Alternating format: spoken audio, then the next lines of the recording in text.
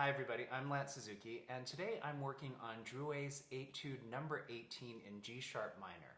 And I thought I'd invite you along to tell you a little bit about my process when I learn a new etude or piece, and hopefully this can help you if you're learning this etude or anything else for that matter. So let's get to it. Today I'm working on Drouet's Etude number 18 in G sharp minor, and I'm doing this as a part of the Etude of the Week group on Facebook. And if you don't know about them or haven't checked them out in the past, I highly recommend it. It's a great resource for learning new music and getting inspiration from wonderful flute players from all around the world. So please check it out. The music for this etude is available for free on IMSLP, and I'm going to put a link for that down in the description. I thought this etude would be a great example to show you some of my techniques, practice techniques, and just kind of like thinking about music techniques when you get a piece that you just don't know what to make of it because there's so much going on. And this is a great example of that. There are so many accidentals, so many double sharps, and it's definitely not sight readable in my opinion. So when you get a piece like that, how do you approach it? So I'm going to start by looking at the page and breaking it up into some smaller sections. Now I could just start the metronome and just try and play through. However, that would be very unsuccessful, and I've already tried that, so I'm not going to put you through that. So the first section for me is measure 1 through measure 10, 11, 12, measure 12. The next section, which I'm going to call section 2, starts in measure 13 and goes through measure 20.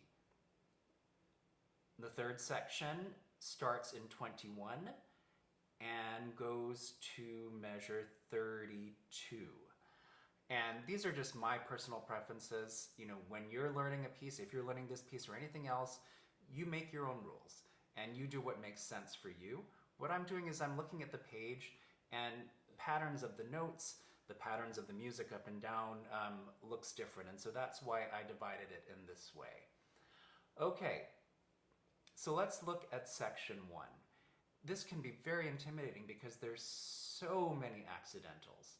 However, after practicing it for a few minutes, I noticed, your mind is going to want to look at the first note in each of these groupings.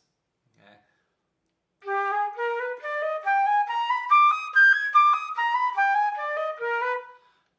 However, what I found was useful was not to look at the first note, but to actually look at the second note of each of the groupings of 2. So if you have your flute, I'm going to sustain some of these second notes, and I hope you'll do that with me just to get a picture of the skeleton of the first 2 measures.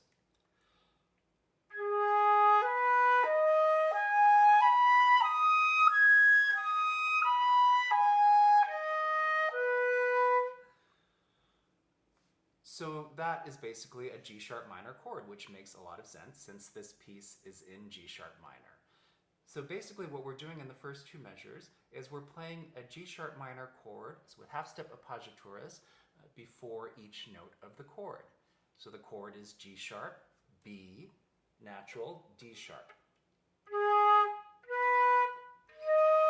The appoggiaturas are F double sharp or G natural, A sharp, and D natural going to D sharp. Okay, so let's start by doing a quick exercise, and we're just going to be practicing these half-step appoggiaturas on a G sharp minor arpeggio. So here it goes.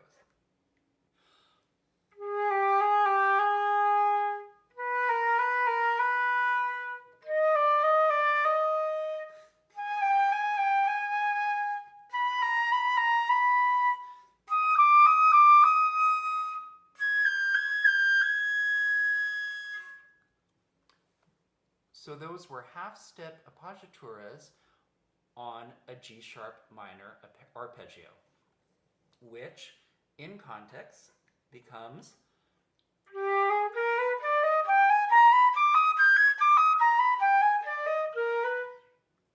Now let's look at the third measure. Just the second notes of the groupings again.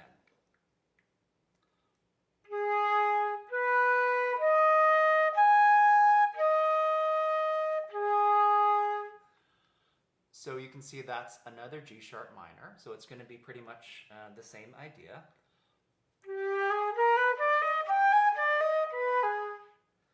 In the fourth measure, this is where it really tripped me up because there's F double sharp, G double sharp, G double sharp, E double sharp, so many, it's pretty much all double sharps.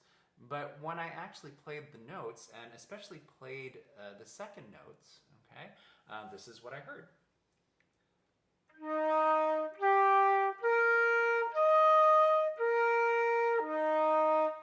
And I said, hey, that's just an E flat major arpeggio. As you can see, I used a fork or split or long B flat or A sharp on that arpeggio based on the context of the music. And if you're interested, I do have another video on my YouTube channel which specifically deals with how to pick the best fingering for A sharp and B flat. And I'm going to put a link to that in the description as well. But now let's do some neighbor tones for this E flat major, or D sharp major as it's written, arpeggio.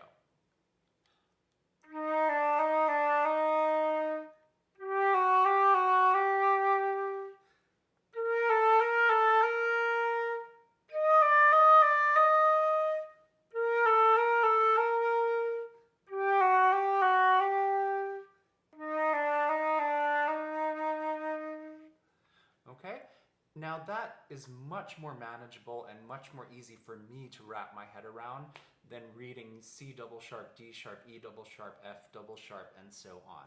If I just flip my brain to think E flat major with half step appoggiaturas. So that becomes, let's see if I can get it.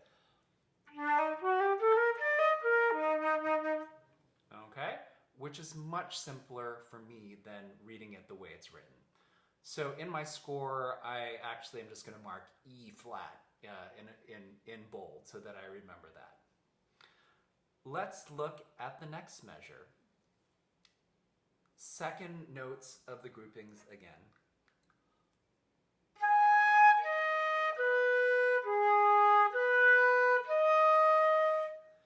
So again, that's G sharp minor.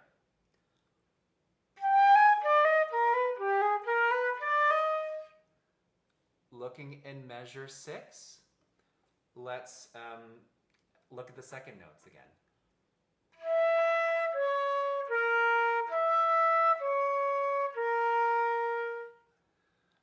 So that is probably an F sharp 7 chord without the F sharp. Well, there's an F sharp in the first beat.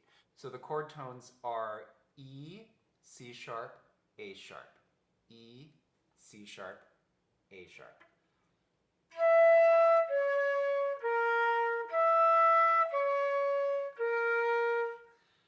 Going into the E's, notice that these are not half-step appoggiaturas as we've had before, but they're going to be slightly different notes, either the F sharp or the G sharp, which becomes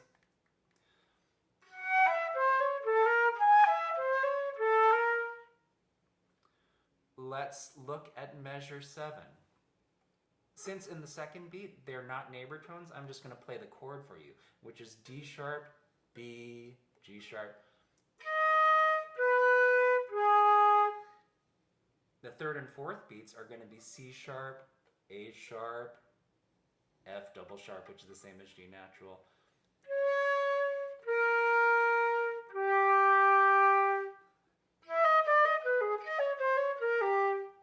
Measure 8 is just a G sharp minor arpeggio broken up.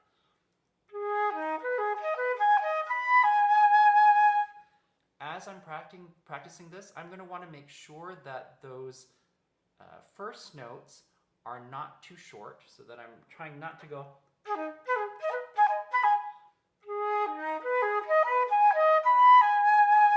also that the second notes are not clipped. So trying to make those incredibly even.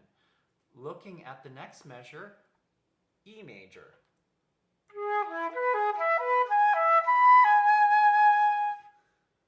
Next measure, in measure 10, G sharp minor.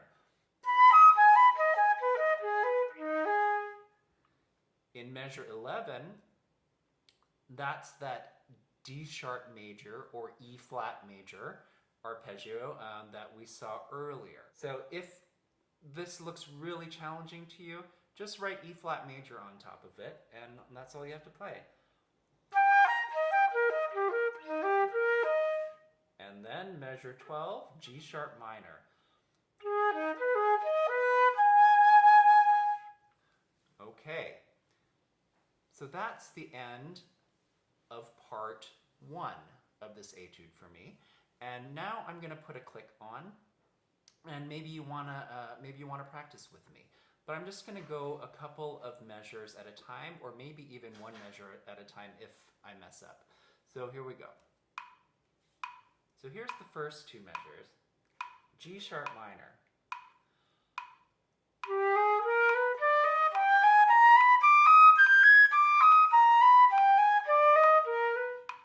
Okay, I'm reasonably happy with that. Moving on to measures 3 and 4. So measure 3 was G sharp minor again, and then measure 4 was D sharp major or E flat major.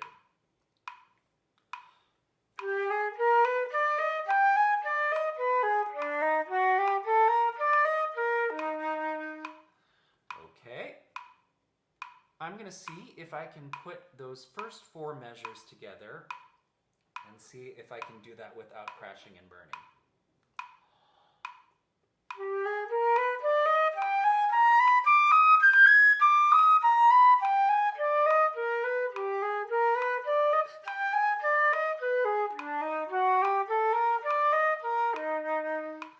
Okay, pretty good. I rushed a little bit, so next time I'll just be mindful to keep those groups of 2 a little bit more spread out.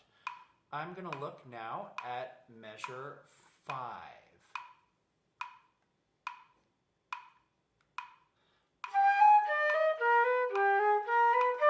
Again, that was G sharp minor. I'll look at measure 6 just by itself since it's a little tricky.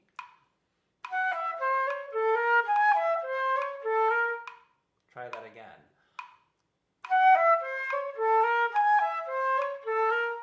Good. Now I'm going to try measure 5 and 6 together. 2, 3, 4.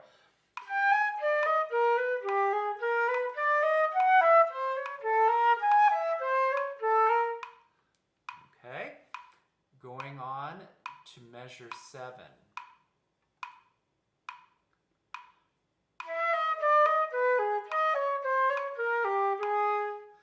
Okay, I'll try that again. 2, 3, 4.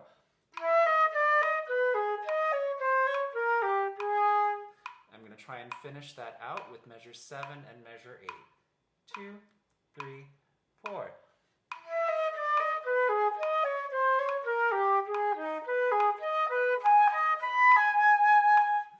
I am going to now skip ahead to do a little bit of part 2, and I'm going to go through this a little bit quicker than I did for part 1. So starting with the harmonic structure, looking at the second notes of the groupings. I'm going to turn the click off. Here's part 2 starting in measure 13, just the harmonic structure.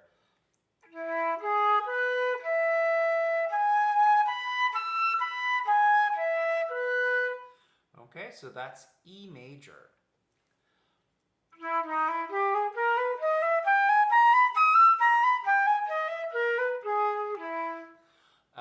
And if you get into any trouble with this, again, it's great to just practice the arpeggio and then practice some of the neighbor tones.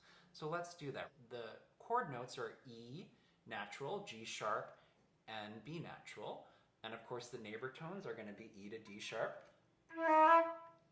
G sharp to G natural, or F double sharp, B natural to A sharp. Okay, so let's do a few of those. Here's E, D sharp, 2, 3, 4. G sharp, B, E, G sharp.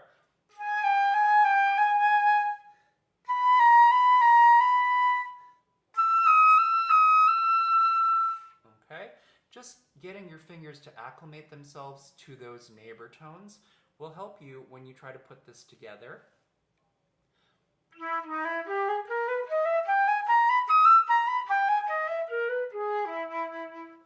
Okay, and that's what it'll sound like eventually. Now let's look ahead at measure 15. Again, looking at the harmonic structure first from the second notes of the groupings.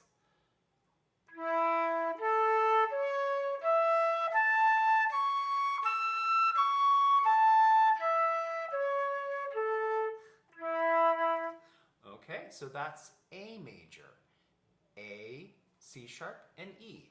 Let's do some of those neighbor tones. A, C sharp, E, excuse me. A, C sharp, E.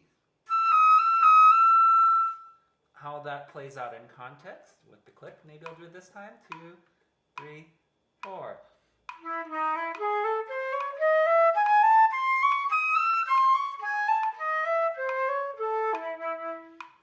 Great. Looking ahead at measure 17, let's find the harmonic structure. Second notes of the grouping. All right, so just from those few notes, I know that it's E major again, which we've already practiced. So looking at measure 19, let's first pick out the harmonic structure. So here's beat 1 and 2.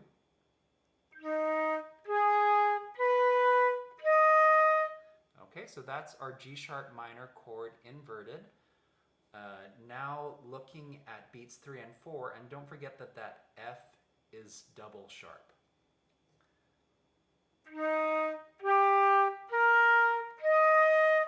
So that's our friend, the D sharp major or E flat major arpeggio in beats 3 and 4.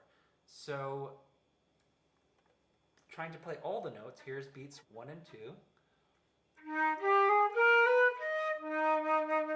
And then E flat major. And then back to G sharp minor. So I'm going to try and see if I can get measures 19 and 20 without crashing and burning. Here we go. 1, 2, 3, 4.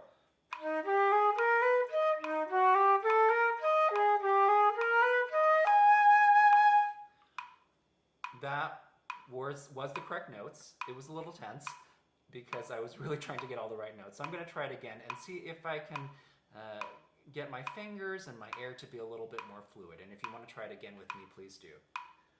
1, 2, 3, 4.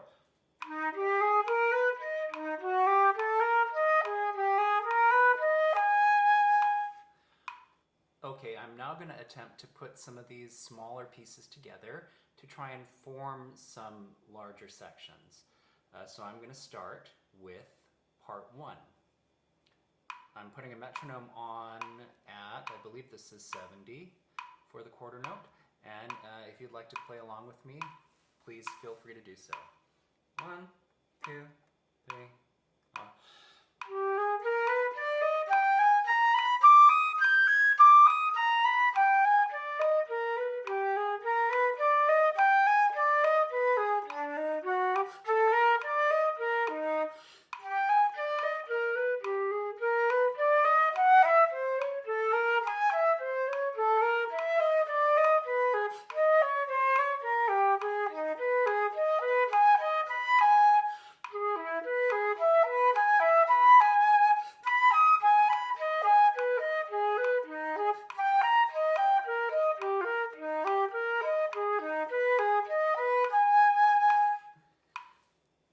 That was kind of a lot for me, so when I practice it the next time, I'm probably going to break that up into a couple of sections. All right, now I'm going to give a go at section 2, which is measure 13 through measure 20.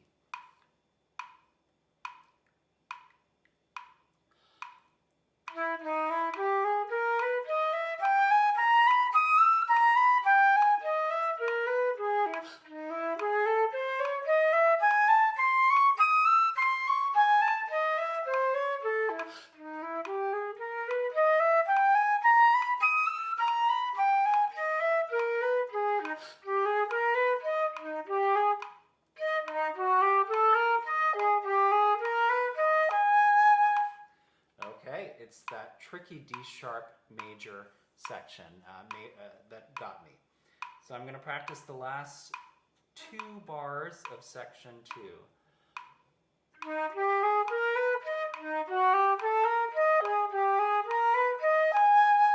Here we go again. 2, 3, 4.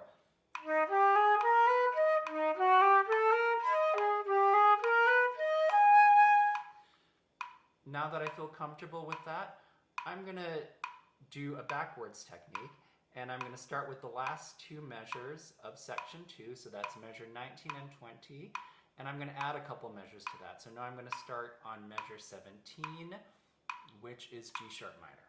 All right, let's see if I can get through. 3, 4.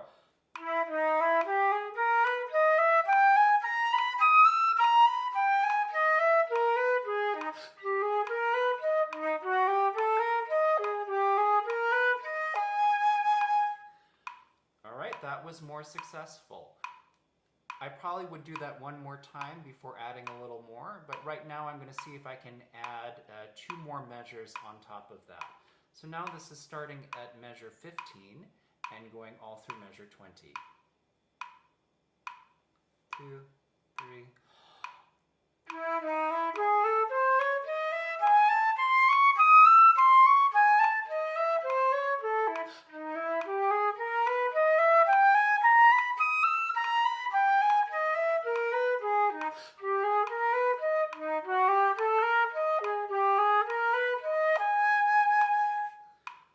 Not bad. So now I feel a little bit more comfortable going through that whole section 2 and trying that again to see if I can get that in one pass. So here we go. Please feel free to play along if you like. 1, 2, 3.